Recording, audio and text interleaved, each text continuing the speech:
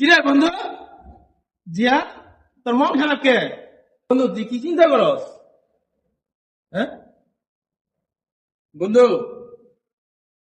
দে এটা খা। এসব আমি খাই না, এটি সব খারাপ।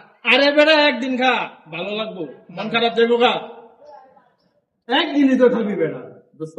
খা।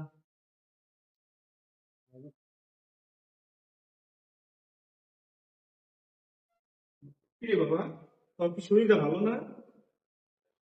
কয়দিন ধরে লক্ষ্য করতেছি তুই স্কুলেও যাস না, কারোর সাথে তেমন কোনো কথাবার্তা কস না। তোর কি সমস্যাটা কি বাবা? তুই আমার কত, তুই তো আগে এরকম আসছিলি না। তখন তুই কয়দিন ধরে কোনো যোগাযোগ কারোর সাথেই করস না, আমার লগে ভালো করে কথা কস না, ঠিক মতো খাস না, এই যে ধ্যান ধরে বসে থাকস। তোর সমস্যাটা আমার কাছে যদি না কস বাবা, আমি কেমনে বুঝুম যে তুই কোন সমস্যার মধ্যে আসস? আমার একলা হাতে তো যাও সরোহান দিকে আমার আমার ভালো কাছে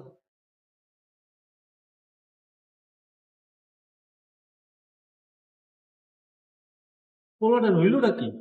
তুই তো এরকম আসলো না। আমার পোলা তো কোনোদিন আমার লোক এরকম আচরণ করে নাই। আজকে কেন এরকম করলো?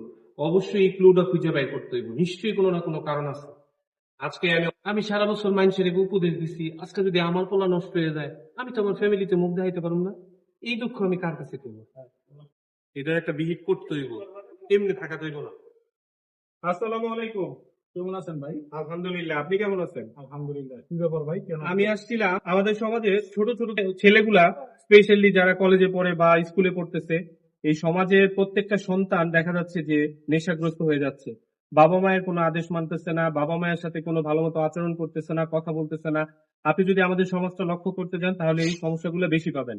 তাই আমি আপনাকে একজন পুলিশের ঊর্ধ্বতন কর্মকর্তা হিসেবে অনুরোধ করব যে আপনি আমাদের এলাকায় একটু যাবেন, গিয়ে যারা নেশাগ্রস্ত আছে তাদেরকে এমন ভাবে পানিশমেন্ট করবেন বা তাদেরকে এমন শাস্তিমূলক ব্যবস্থা করবেন যাতে ওদেরকে দেখে অন্য পোলাপানগুলা নষ্ট হওয়ার সুযোগটা না পায়, এবং তারা যাতে সমাজের মধ্যে কোনো বিশৃঙ্খলতা সৃষ্টি না করতে পারে।